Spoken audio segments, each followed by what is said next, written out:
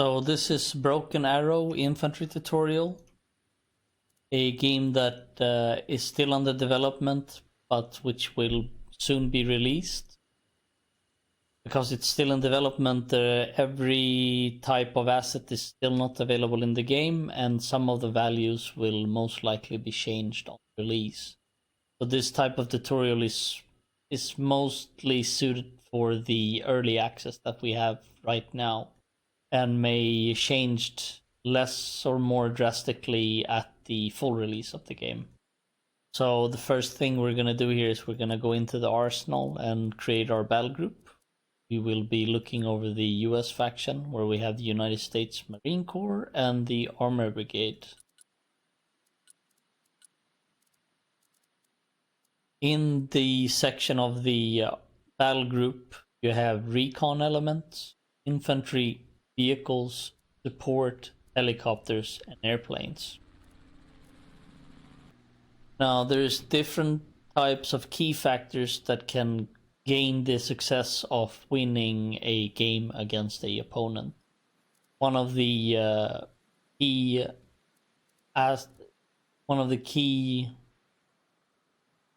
is the recon, which provides you with concealed units that apply vision of what the opponent is doing, either by mobilization on flanks or front lines, or the logistics, or what type of units the opponent is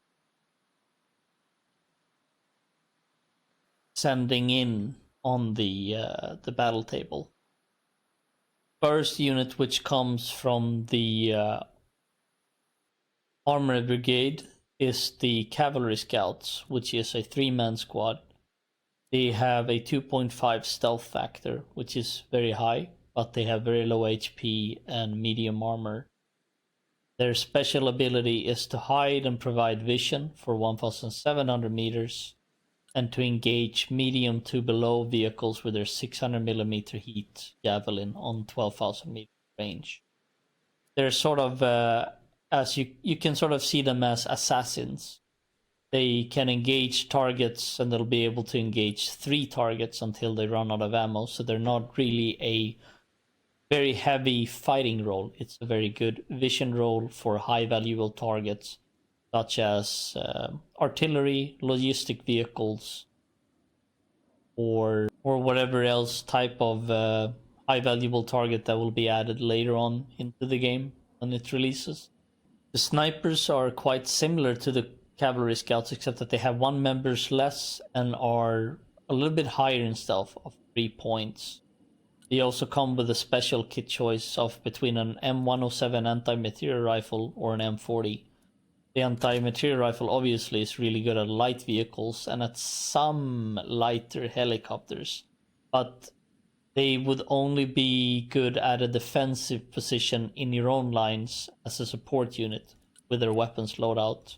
Other than that, it's more recommended that they just stay silent and on hold fire, since they only have 8 HP and is a 2-man squad. They'll be easily wiped, but they have great vision to see your opponent's movement. And then the third option, which is the force recon, which means reconnaissance in force. There's a higher group of men. There's 6 members.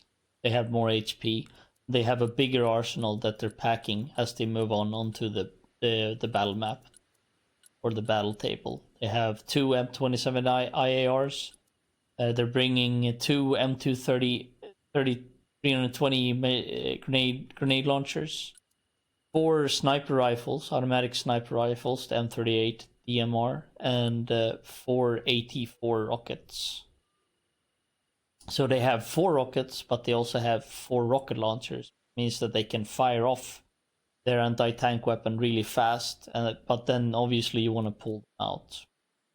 If you're looking generally on the game as an infantry role, many people use the smoke grenade a little bit too often. The smoke grenade is more suitable as a last resort unless you can resupply it fairly quickly. The sprint ability is a cooldown ability, but obviously then you want to have it at the right timing. So before we move on to infantry, I just want to explain the different values that we see up here. The cavalry scouts cannot be airdropped, but the force recon and the snipers can drop by parachute. But all three of them have sprint. The cavalry scouts and the force recon have smoke, and the snipers have a laser designator. So when it comes to combat, you want to use the smoke as a last resort, but the sprint you obviously want to use as often as possible, so you have a faster mobility, but you also want to time it at worse stations. When you're generally looking at the recon infantry, they are not frontline troops, not even the force recon. You just want to find your opponent with the force recon and pull out or stay for observation, just like the cavalry and the scout. But they, as the cavalry scout, only have 2.5 in stealth, which is pretty good still though, and the range is significantly high compared to other infantry squads. But overall, their armor is average and their health is very low compared to the squads. The force recon is really good at killing other recon units that are lower in numbers or it doesn't have the same type of ordnance that they bring with them on the battle map. You want to use them for patrols, find in both unknown territory and your own defensive territory that you have to find the scouts, so to say. They can, however, fight light and medium vehicles quite well. Most of the lighter vehicles is something that they can defeat, so you can go after artillery or logistic vehicles, and even most troop transports as well. But you don't want them in pure combat against other infantry. Moving on to the final section of infantry, it's the pure infantry role. You have a mix of marine and armored mechanized roles. The marines itself in purity are regular marines and marine raiders. These are the only two marine elements that you do have, unless you count the subsection of SMAW and TOW teams. But they will be in their own category compared to the other squads. The Marines are pure infantry groups. They are very strong grunts. They come with high armor, above average armor, and high health. They have a pretty good vision. I would probably say that most infantry squad have the same vision when it comes to infantry, which is 1200. But the Marines excel at infantry to infantry combat, and especially on offensive combat. The regular Marines is a 13 team squad count. They come with 6 AT-4 rockets.